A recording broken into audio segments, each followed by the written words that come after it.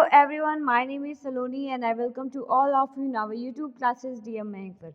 आप सभी का बहुत बहुत स्वागत है हमारे इस चैनल पे। ये जो क्लास है आपकी वो बीएड की जीएस की क्लासेस हैं, तो सभी लोग फटाफट से जुड़ जाइए इस क्लास में और चैनल को शेयर ज़रूर कर दीजिए, लाइक शेयर सब्सक्राइब कर दीजिए जो लोग पहली बार आए हैं। तो शुरू करते हैं आज की क्लासेस को। और हमारी क्लास का जो पहला क्वेश्चन है हमारे सामने, सभी लोग जवाब देंगे। क्वेश्चन इज, दिल्ली में अलाउद्दीन खिलजी के शासनकाल की अवधि क्या थी? बताइए, दिल्ली में जो अलाउद्दीन खिलजी थे उनके शासनकाल की अवधि कौन सी थी? ऑप्शन है आपके 1296 से 1316, 1286 से 1316, 1303 से 1334, 1410 से 1437। सभी लोग जवाब देंगे।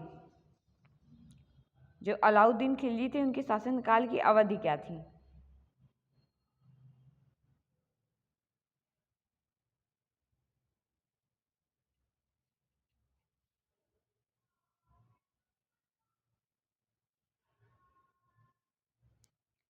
तो जिनका भी आंसर है option number B, sorry option number A, 1296 से 1316 दे आर राइट। ठीक है, जो दिल्ली में अलाउद्दीन खिलजी थे इनके शासनकाल की अवधि 1296 से 1316 तक की थी। ठीक है, उसके सैनिकों का जो नकद वेतन दिया था, उसने पहली बार एक अस्थायी सेना रखी। उसने अपने बाजार नियंत्रण के लिए जाना जाता है, अलाउद्दीन खिलजी को बाजार नियंत्रण के लिए जाना जाता है। उसके साम्राज्य अफगानिस्तान से लेकर उत्तर मध्य भारत तक फैले हुए थे। ठीक है, अलाउद्दीन खिलजी जो थे वो दिल्ली सल्तनत के खिलजी वंश का दूसरा शासक था। कौन सा? दूसरा। ठीक है, बढ़ते हैं अगले क्वेश्चन की तरफ। और हमारा अगला क्वेश्चन है, भारतीय संसद में मंत्रिमंडल के विरुद्ध अविश्वास प्रस्ताव पेश करने के न्यूनतम कितने सांसदों के समर्थन की आवश्यकता होती है? सभी लोग जवाब देंगे।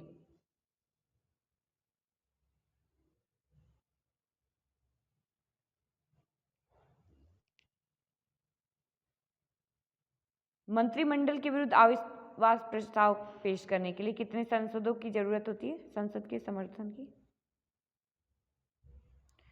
तो जिन्होंने जवाब दिया है option number D 50 they are right. ठीक है, भारतीय संसद में मंत्रिमंडल के विरुद्ध अविश्वास प्रस्ताव पेश करने के लिए न्यूनतम 50 सांसदों के समर्थन की आवश्यकता होती है। हालांकि संविधान में जो अविश्वास प्रस्ताव का कोई उल्लेख किया नहीं गया है, लेकिन लोकसभा के नियम 198 के तहत प्रावधान किया गया कि कोई भी सदस्य लोकसभा अध्यक्ष मंत्रिमंडल को यानी सरकार के विरुद्ध अविश्वास प्रस्ताव लाने का नोटिस दे सकता है। बढ़ते हैं अगले क्वेश्चन की तरफ। और हमारा अगला क्वेश्चन है, 12वीं शताब्दी के आरंभ में दिल्ली पर किसका शासन था? बताइए, 12वीं शताब्दी के आरंभ में दिल्ली पर किसका शासन था? कौन से वंश का? ऑप्शन आपके तोमर वंश, खिलजी वंश, सैयद वंश, तुगलक वंश।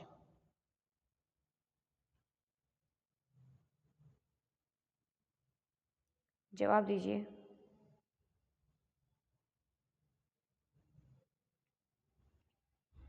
तो बात करते हैं 12वीं शताब्दी के आरंभ में किसका शासन था। जिन्होंने भी जवाब दिया है ऑप्शन नंबर बी, ठीक है, ऑप्शन नंबर ए, तोमर वंश, दे आर राइट। ठीक, जिन्होंने जवाब दिया तोमर वंश, दे आर राइट। 12वीं शताब्दी के आरंभ में दिल्ली पर तोमर वंश का शासन था। ठीक है, अनंगपाल दिल्ली के तोमर वंश का संस्थापक था और बाद में यहाँ चौहान वंश का शासन स्थापित हुआ। बढ़ते हैं अगले क्वेश्चन की तरफ। और हमारा अगला क्वेश्चन है, निम्नलिखित में से कौन सा उच्चतम पर्वत शिखर गैर एशियाई है? बताइए, गैर एशियाई पर्वत कौन सा है? ऑप्शन है आपके किलिमंजारो पर्वत, एल्ब्रूस पर्वत, मैककिंले पर्वत या फिर एकांकागुआ पर्वत। एकांकागुआ। सभी लोग जवाब देंगे।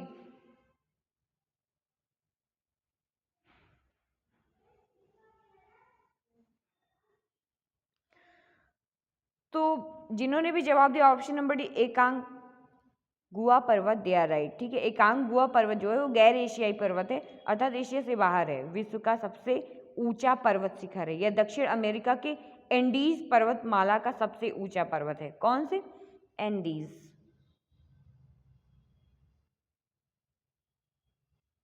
ठीक, दक्षिण अमेरिका के एंडीज पर्वतमाला का सबसे ऊंचा पर्वत है तथा अर्जेंटीना में स्थित है।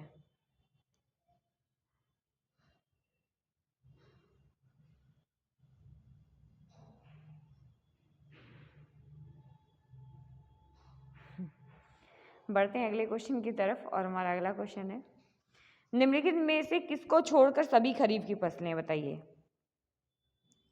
ऑप्शन है आपके मक्का, रागी, बाजरा, गेहूं। खरीफ की फसलें किसको छोड़कर हैं, मतलब कौन से नहीं हैं।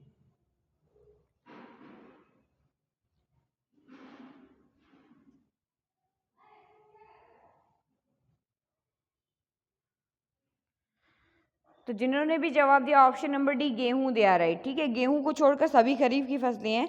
गेहूं किस में आता है, ये रबी की फसल है। ठीक, गेहूं जो है वो रबी की फसल है जो अक्टूबर से नवंबर में बोई जाती है और मार्च और अप्रैल में काटी जाती है। रबी की जो अन्य फसलें होती है उसमें क्या क्या होता है, चना, मटर, सरसों, अलसी, ये सभी चीज़ें होती है। वर्षा ऋतु की फसलों को खरीफ की फसल कहा जाता है। ठीक है, जो बारिश के मौसम में होते हैं, वर्षा ऋतु वाले फसल जो होते हैं वो खरीफ की फसल होते हैं। ठीक है, इन्हें मई से जुलाई यानी इस टाइम बोया जाता है और सितंबर अक्टूबर में काटा जाता है। अन्य खरीफ की फसल में देखा जाए तो मक्का, बाजरा, कपास, जूट, मूंगफली, सोयाबीन, ये सारी चीज़ें आती हैं। पान भी आता है इसी में। बढ़ते हैं अगले क्वेश्चन की तरफ और हमारा अगला क्वेश्चन है, निम्नलिखित में से कौन सा दुनिया में सबसे ज़्यादा ऊंचाई वाला झरना है, बताइए। दुनिया में सबसे ऊंचाई वाला झरना, ऑप्शन है आपके मुटराजी, मोंगे, टुगेला, एंजिल। आंसर देने की कोशिश करेंगे आप लोग। दुनिया में सबसे ज्यादा ऊंचाई वाला झरना, तो सबसे ऊंचाई वाला झरना कौन सा है, एंजिल झरना। जिन्होंने जवाब दिया ऑप्शन नंबर डी दिया, राइट। ठीक है, इसकी ऊंचाई कितनी है, लगभग 979 मीटर। ठीक है, कितने फीट हो जाएंगे, 3217 फीट।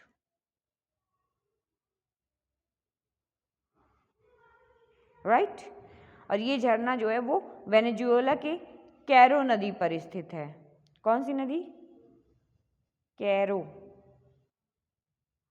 वेनेजुएला के कैरो नदी पर स्थित है। ठीक, बढ़ते हैं अगले क्वेश्चन की तरफ और हमारा अगला क्वेश्चन है, निम्न में से किसे हिंद महासागर के सबसे गहरे बिंदु के रूप में जाना जाता है, बताइए। हिंद महासागर के सबसे गहरे रूप में जाना जाता है, बिंदु के रूप में। ऑप्शन है आपके मेरियाना गर्त, सुंडा गर्त, प्यूर्टो रिक्तो गर्त, साउथ सैंडविच गर्त।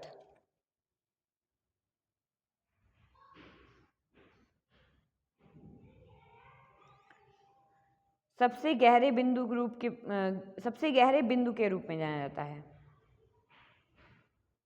तो जिन्होंने जवाब दिया ऑप्शन नंबर बी शुंडा गर्त दिया, राइट। ठीक है, हिंद महासागर का सबसे गहरा गर्त जो है बिंदु शुंडा गर्त है, वो लगभग 7450 मीटर है। ठीक, और मेरियाना गर्त की बात करते हैं तो 11,033 मीटर है और प्रशांत महासागर में स्थित है। ठीक है, जो विश्व का सबसे गहरा गर्त है। गहरा गर्त जो है वो कौन सा है, विश्व का सबसे गहरा गर्त प्रशांत महासागर में स्थित है, मेरियाना गर्त जिसको बोलते हैं। बढ़ते हैं अगले क्वेश्चन की तरफ और हमारा अगला क्वेश्चन है, अवध के निम्नलिखित में से किस नवाब ने लखनऊ में बड़ा इमामबाड़ा बनवाया, बताइए। अवध में निम्नलिखित में से किस नवाब ने लखनऊ में बड़ा इमामबाड़ा बनवाया। ऑप्शन है आपके आसफ उद दौला, आसिफ जाह Mirza, सुजाउद Daula, Yamin ud Daula. Everyone will try to give the answer.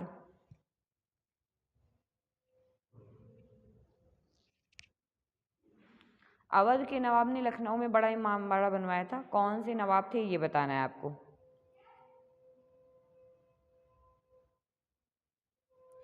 तो जिन्होंने भी जवाब दिया ऑप्शन नंबर ए आसफ उद दौला दिया, राइट। ठीक है, आसफ उद दौला ने लखनऊ में बड़ा इमामबाड़ा 1784 ईस्वी में बनवाया था। किसमें, 1784 ईस्वी में बनवाया था। ठीक है, ये एक बड़े अकाल के लिए राहत परियोजना के एक हिस्से के रूप में बनवाया गया था। ठीक है, बढ़ते हैं अगले क्वेश्चन की तरफ और हमारा अगला क्वेश्चन, अगला क्वेश्चन है हमारा, गोस्वामी तुलसीदास द्वारा लिखे गए रामचरितमानस का सबसे लंबा कांड अध्याय कौन सा है? 7 कांड है ना उसमें सबसे लंबा अध्याय कौन सा है ये बताना है आपको। ऑप्शन है आपके बाल कांड, अयोध्या कांड, उत्तर कांड, लंका कांड। सभी लोग बताएंगे। रामचरितमानस का सबसे लंबा कांड कौन सा है? तो सबसे लंबे कांड की बात करते हैं, जिन्होंने जवाब दिया ऑप्शन नंबर ए बाल कांड दिया, राइट। ठीक है, जो बाल कांड है वो सबसे लंबा कांड है। इसमें कुल कितने दोहे हैं? 361 दोहे। कितने? 361 दोहे हैं। ठीक है, रामचरितमानस में कुल 7 कांड हैं गोस्वामी तुलसीदास द्वारा लिखे गए हैं, जिसमें बाल कांड जो है 361 दोहे का। इसके बात करते हैं अगर अयोध्या कांड की। ठीक है, तो अयोध्या कांड में कितने हैं? अयोध्या कांड जो है, अयोध्या कांड में 326 हैं, 326। ठीक है, अयोध्या कांड में 326 है। अरण्य कांड में बात करते हैं तो अरण्य कांड में है लगभग 46 दोहे, और किष्किंधा कांड में है 30 दोहे। ठीक है, सभी लोग राइट डाउन करते रहिए। सुंदर कांड में 60 दोहे हैं, और लंका कांड में 121 दोहे, 121। ठीक, और बात करते हैं उत्तरकांड की, तो इसमें कितने हैं? 130 दोहे हैं। बढ़ते हैं अगले क्वेश्चन की तरफ, और हमारा अगला क्वेश्चन है, किस स्वतंत्रता सेनानी को लोकमान्य की मानद उपाधि दी गई है? बताइए, किस स्वतंत्रता सेनानी को लोकमान्य की मानद उपाधि दी गई है? ऑप्शन है आपके लाला लाजपत राय, दादा भाई नौरोजी, बाल गंगाधर तिलक, राजेंद्र प्रसाद। लोकमान्य की उपाधि किसे दी गई है बताइए? तो बाल गंगाधर को दी गई है। जिन्होंने जवाब दिया ऑप्शन नंबर सी दिया, राइट। ठीक है, बाल गंगाधर तिलक को लोकमान्य की उपाधि दी गई थी। वे भारत के एक राष्ट्रवादी पत्रकार, शिक्षक, सामाजिक सुधारक तथा स्वतंत्रता सेनानी थे। ठीक है, तिलक ने मराठा तथा केसरी नामक समाचार पत्र निकाला था। कौन कौन सा? मराठा और केसरी नामक समाचार पत्र निकाला था। ठीक है, तिलक जो थे वो स्वराज यानी आत्मशासन के पहले सबसे बड़े मजबूत समर्थकों में से एक थे। बढ़ते हैं अगले क्वेश्चन की तरफ, और हमारा अगला क्वेश्चन है, रविंद्रनाथ टैगोर के किस नरसंहार के विरोध में नाइटहुड की उपाधि लौटा दी गई? बताइए, नाइटहुड की उपाधि लौटा दी किस नरसंहार के विरोध में इन्होंने लौटाया था? ऑप्शन है आपके जलियांवाला बाग नरसंहार, खिलाफत आंदोलन, सैनिक विद्रोह, असहयोग आंदोलन।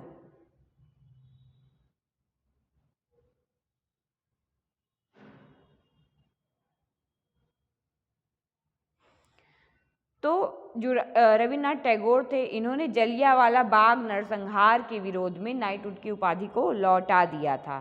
ठीक है, 1919 में। ठीक है, इस समय भारत का वायसराय की बात करते हैं तो कौन था? Lord Chelmsford.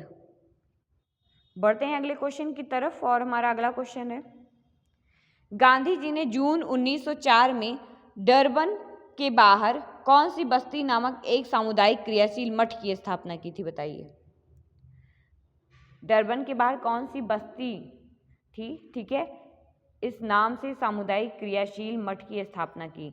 ऑप्शन है आपके रस्किन, नटाल, प्रिटोरिया, फिनिक्स।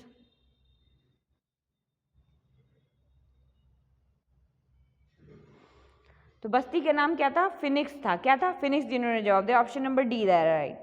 ठीक है, गांधी जी ने 1904 में डरबन के बाहर फिनिक्स बस्ती नामक एक सामुदायिक क्रियाशील मठ की स्थापना की। उन्होंने दक्षिण अफ्रीका में टॉलस्टॉय फॉर्म तथा नटाल कांग्रेस की स्थापना भी की थी। ठीक है, बढ़ते हैं अगले क्वेश्चन की तरफ, और हमारा अगला क्वेश्चन है, भारत की सीमाएं कितने देशों से लगती हैं? बताइए, 4, 5, 7, 9। भारत की सीमाएं कितने देश से लगती हैं? तो भारत की सीमाएं कुल कितने देश से लगती हैं? 7 देशों से लगती हैं। जिन्होंने जवाब दिया option number C, they are right. ठीक है, 7 देशों से लगती हैं। 7 देशों से भारत की सीमाएं साझा करता है। भारत के 7 पड़ोसी देश म्यांमार, बांग्लादेश, भूटान, नेपाल, चीन, अफगानिस्तान तथा पाकिस्तान है। ठीक है, ये भारत की स्थलीय सीमा से लगी हुई हैं। बढ़ते हैं अगले क्वेश्चन की तरफ और हमारा अगला क्वेश्चन है, भारतीय संविधान का कौन सा अनुच्छेद अनुसूचित क्षेत्रों और जनजातीय क्षेत्रों को प्रशासन से संबंधित है? बताइए, जनजातीय क्षेत्रों के प्रशासन से संबंधित है।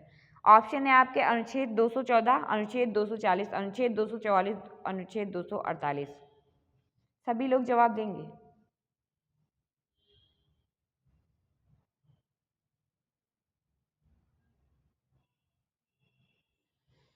तो राइट आंसर है क्या? अनुच्छेद 244 जिन्होंने जवाब दिया, दिया राइट। ठीक है, भारतीय संविधान का अनुच्छेद 244 जो है वो अनुसूचित क्षेत्रों और जनजातीय क्षेत्रों के प्रशासन से संबंधित है। ये असम, मेघालय, त्रिपुरा और मिजोरम राज्यों के अलावा किसी भी राज्य में अनुसूचित क्षेत्रों और अनुसूचित जनजातियों के प्रशासन और नियंत्रण पर लागू होता है। बढ़ते हैं अगले क्वेश्चन की तरफ और हमारा अगला क्वेश्चन है, भारतीय संविधान का कौन सा अनुच्छेद यह कहता है कि प्रधानमंत्री की नियुक्ति राष्ट्रपति के द्वारा की जाएगी? बताइए। ऑप्शन है आपके अनुच्छेद 81 1, अनुच्छेद 59 1, अनुच्छेद 75 1, अनुच्छेद 80 1। बताइए कौन सा अनुच्छेद ये कहता है कि प्रधानमंत्री की नियुक्ति किसके द्वारा की जाएगी? राष्ट्रपति के द्वारा। आंसर करेंगे सभी लोग। Everyone will try to give the answer. तो जिनका भी आंसर है ऑप्शन नंबर सी, अनुच्छेद 75 1, दे आर राइट। ठीक है, भारतीय संविधान के अनुच्छेद 75 1 में ये उपबंधित किया गया है कि राष्ट्रपति के द्वारा प्रधानमंत्री की नियुक्ति की जाएगी और अन्य मंत्रियों की नियुक्ति जो होगा वो प्रधानमंत्री की सलाह पर राष्ट्रपति के द्वारा की जाएगी। ठीक है, बढ़ते हैं अगले क्वेश्चन की तरफ और हमारा अगला क्वेश्चन है, लोकसभा में निजी सदस्यों द्वारा विधेयक पेश करने की सूचना अवधि क्या है? 1 माह, 3 माह, 5 माह, 6 माह। यानी जो निजी सदस्य होते हैं लोकसभा के, उनके द्वारा जो विधेयक पेश किया जा रहा है उसकी सूचना की अवधि कितनी होती है? बताइए, कितने महीने होते हैं? तो जिनका भी आंसर है ऑप्शन नंबर ए, 1 माह, दिया राइट। ठीक है, कितने होते हैं? 1 माह होते हैं। ठीक है, लोकसभा की निजी सदस्यों द्वारा विधेयक पेश करने की सूचना अवधि 1 माह होती है, जबकि सरकारी सदस्यों को विधेयक पेश करने की सूचना की जो अवधि होती है वो 7 दिन की होती है, 7 days ओनली। ठीक है, बढ़ते हैं नेक्स्ट क्वेश्चन की तरफ और हमारा अगला क्वेश्चन है, मेक इन इंडिया कार्यक्रम कितने क्षेत्रों पर संकेंद्रित है? मेक इन इंडिया, बताइए। ऑप्शन है आपके 15, 21, 25, 28। कितने क्षेत्रों पर संकेंद्रित है?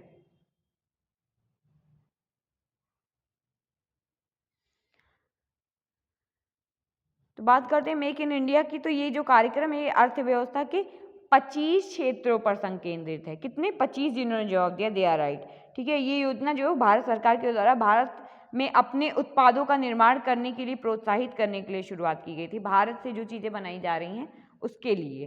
ठीक है, और इस योजना का एकमात्र उद्देश्य क्या था? भारत को वैश्विक विनिर्माण केंद्र में परिवर्तित करना। ठीक है, हब बनाना था। बढ़ते हैं नेक्स्ट क्वेश्चन की तरफ एंड नेक्स्ट क्वेश्चन है हमारा, भारत के मुख्य निर्वाचन आयुक्त की सेवानिवृत्ति की आयु कितने वर्ष की है? बताइए। भारत के मुख्य निर्वाचन आयुक्त की सेवानिवृत्ति की आयु कितने वर्ष की है? ऑप्शन है आपके 60, 65, 67, 70।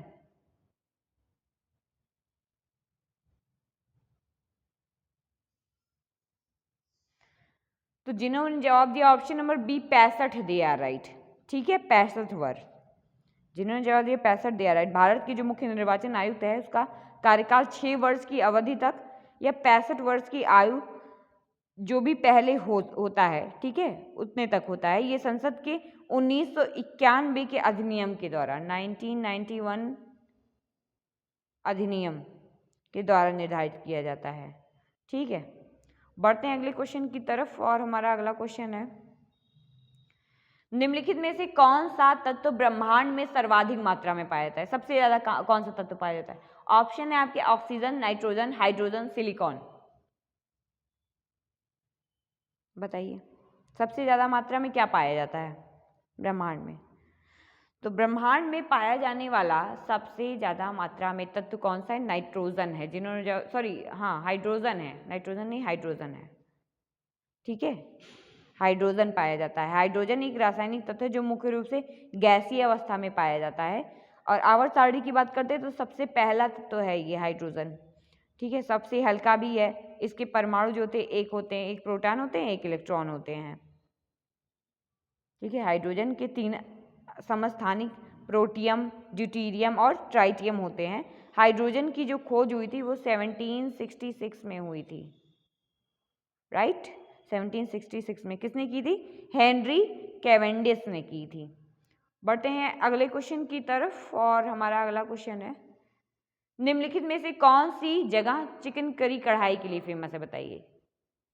इंदौर, रायपुर, लखनऊ, रांची।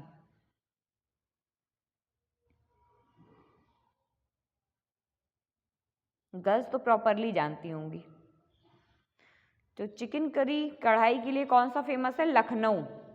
जिन्होंने जवाब दिया ऑप्शन नंबर सी दिया, राइट। उत्तर प्रदेश की जो राजधानी है लखनऊ चिकन करी कढ़ाई के लिए फेमस है। चिकन करी जो होता है वो उत्तर प्रदेश की पारंपरिक कढ़ाई शैली में से एक है। चिकन करी पारंपरिक कढ़ाई को सुई या विभिन्न प्रकार के धागे का इस्तेमाल किया जाता है, ठीक है। जीआई में पंजीकृत है चिकन करी। और इस कढ़ाई शैली को मुक्त शासकों के द्वारा शुरू किया गया था। लखनऊ को क्या कहा जाता है? कौन सा शहर, किसका शहर कहा जाता है? नवाबों का।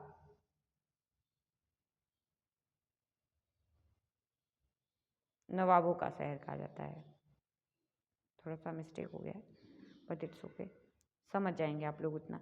बढ़ते हैं अगले क्वेश्चन की तरफ और नेक्स्ट क्वेश्चन है हमारा, नागरिकों को दिया जाने वाला सर्वोच्च भारतीय सम्मान भारत रत्न पाने वाले पहले गैर भारतीय कौन थे? बताइए।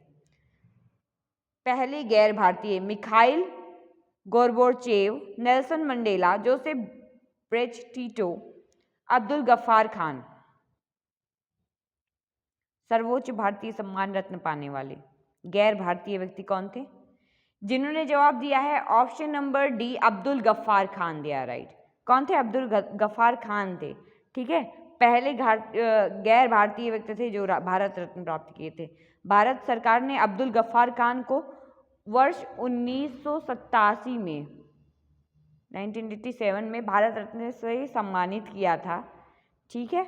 अब्दुल गफ्फार खान को सीमांत गांधी, बादशाह खां तथा बच्चा खां के नाम से जाना जाता है, उपनाम है इनके, ठीक है। भारत की जो स्वतंत्रता थी उसमें अब्दुल गफ्फार खान का महत्वपूर्ण योगदान था। और देश के बंटवारे के बाद पाकिस्तान चले गए और पाकिस्तान के विरुद्ध उन्होंने पाख्तूनिस्तान आंदोलन आजीवन रखा। पाख्तूनिस्तान आंदोलन, ठीक है। इस देश के विभाजन से वो सहमत नहीं थे, इसीलिए। बढ़ते हैं नेक्स्ट क्वेश्चन की तरफ और हमारा अगला क्वेश्चन है, निम्नलिखित में से कौन सा दर्रा पीर पंजाल पर्वत श्रृंखला से होकर मनाली और लेह के सड़क मार्ग से जोड़ता है? बताइए। पीर पंजाल पर्वत श्रृंखला से होकर मनाली और लेह के सड़क को जोड़ता है, सॉरी। ऑप्शन है कि बनिहाल दर्रा, नाथुला दर्रा, रोहतांग दर्रा, बरलाचला। बताइए।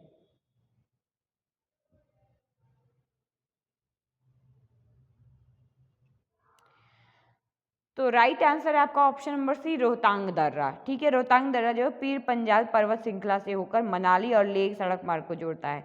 सबसे जोड़ता है। रोहतांग जो दर्रा होता है वो हिमाचल प्रदेश में स्थित है। कहाँ पे? हिमाचल प्रदेश में। विश्व की सबसे लंबी अटल टनल हिमाचल प्रदेश के रोहतांग में स्थित है, ठीक है। रोहतांग दर्रा जो है मनाली से लगभग 51 किलोमीटर 51 किलोमीटर की दूरी पर, ठीक है। और 3978 मीटर की ऊंचाई पर है।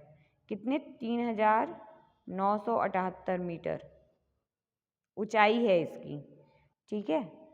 जो लाहौल स्पीति, पांगी घाटी और लद्दाख क्षेत्र का मुख्य प्रवेश द्वार है।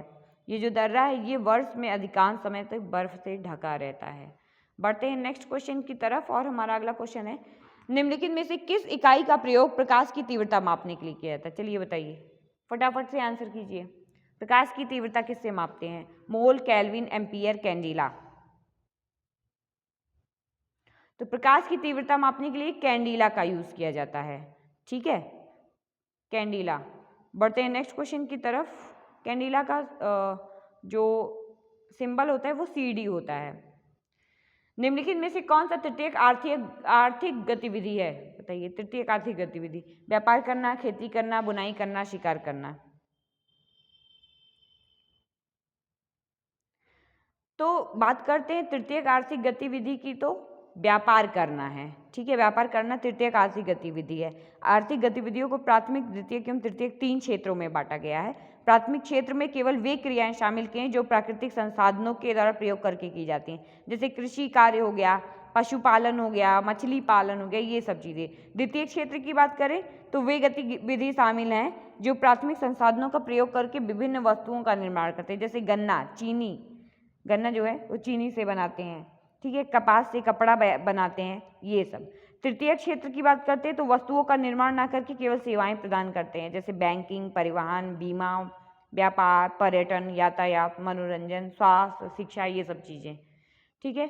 बढ़ते हैं next in the last question की तरफ और हमारा लास्ट क्वेश्चन है, भारत में राष्ट्रीय आय का अनुमान तैयार करने का उत्तरदायित्व निम्न में से किसका है? बताइए, राष्ट्रीय आय का अनुमान तैयार करने का उत्तरदायित्व किसका है? ऑप्शन है आपके केंद्रीय सांख्यिकी संगठन, नीति आयोग, रीदा, वित्त आयोग। सभी लोग जवाब देंगे।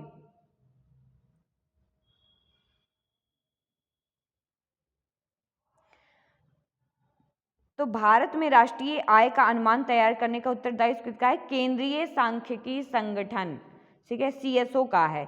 इसकी स्थापना कब हुई थी? 2 मई को हुई थी, 2 मई 1951, ठीक है।